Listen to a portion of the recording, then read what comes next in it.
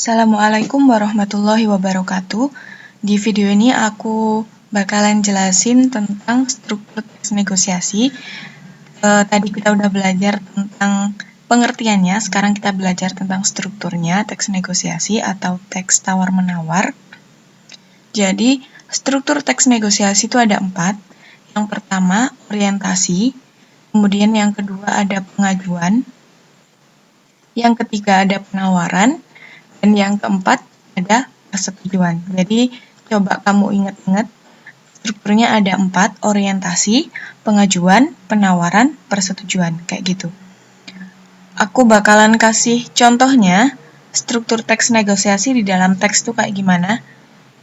Ini yang di buku Paket Bahasa Indonesia kelas 10 di halaman 163. Kamu bisa lihat di kegiatan 1 menentukan bagian struktur teks negosiasi. Yang pertama, orientasi. Kamu harus ingat bahwa orientasi itu pasti pengenalan. Jadi orientasi itu adalah pengenalan ya. Pokoknya kalau ada kata-kata orientasi, berarti itu pengenalan. Nah, yang pertama kan orientasi atau pengenalan. Jadi pengenalannya itu antara pihak satu dengan pihak yang satunya lagi itu berdiskusi. Jadi pokoknya yang paling awal, teks yang paling awal itu adalah orientasi. Kayak gitu, diingat-ingat ya. Berapa harga sekilo mangga ini, Bang? Jadi orientasi awalnya pembeli nanya dulu, berapa sih sekilo mangga ini? Kayak gitu. Kemudian pengajuan. Nah, pengajuan ini diajukan oleh si pembeli, mengajukan tuntutannya. Boleh kurang kan? Kayak gitu nih. Kemudian dijawab sama si penjualnya.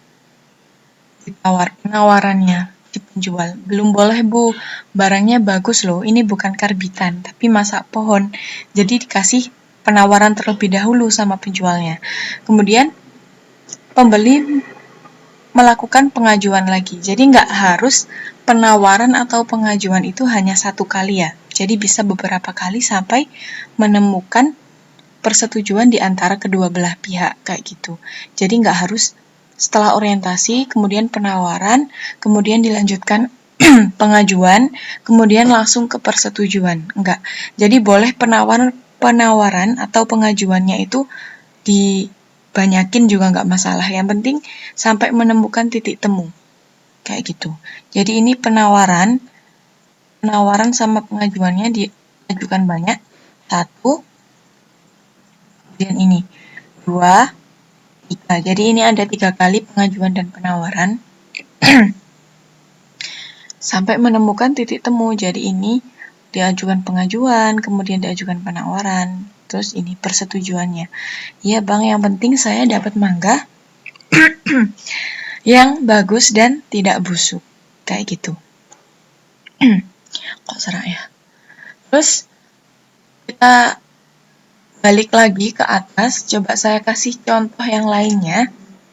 Contoh strukturnya, jadi nggak hanya tentang penjual atau pembeli ya, seperti yang udah aku jelasin sebelumnya. Jadi teks negosiasi itu nggak harus antara penjual dan pembeli aja, tapi bisa jadi di dalam rumah atau ketika kamu sama temen, kayak gitu. Contohnya pakai yang narasi aja karena tadi udah pakai yang dialog, kita pakai yang cerita pendek kayak ini. Nih, di teks 2 judulnya HP baru. Nah, ini kan nggak hanya tentang penjual dan pembeli ya. Perihal HP barunya itu sesungguhnya sudah lama Rani menginginkannya. Ini masuk di orientasi ya. Jadi di sini ini orientasi terus sampai sini. Kemudian si Rani bilang dalam dialognya, ya Rani benar-benar perlu HP, belikan ya. Nah ini udah masuk di apa tadi? Masuk di pengajuan. Jadi si Rani mengajukan perlu HP kepada ayahnya, ini pengajuannya. Kemudian si ayah mengatakan penawarannya, ayah belum punya cukup uang untuk beli HP Ran. Gitu. Lagi pula kan sudah ada telepon rumah. Nah, kemudian Rani mengajukan lagi pengajuannya. Semua teman Rani punya HP. Mereka dapat dengan mudah menelpon orang tuanya saat terpaksa pulang telat. Kayak gitu. Kemudian diajukan lagi, ini penawarannya dari ayah. Kemudian Rani lagi mengajukan pengajuan. Kemudian dilanjutkan sama ayah kayak gitu terus. Jadi nggak hanya satu kali ya pengajuan dan penawarannya. Kemudian ini, ayah akan membelikan HP baru asal Rani rajin belajar. Nah, ini menentukan. Kayak gini.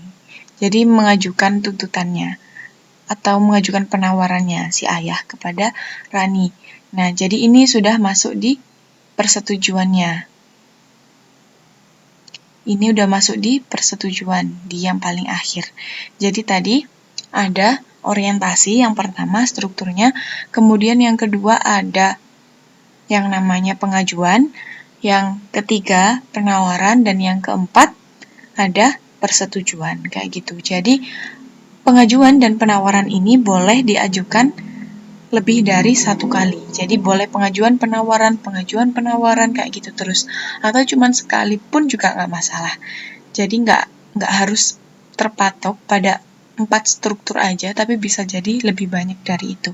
Kayak gitu. Semoga kamu paham dengan apa yang aku jelasin dan semoga ilmu yang ini bermanfaat. Aku akhiri.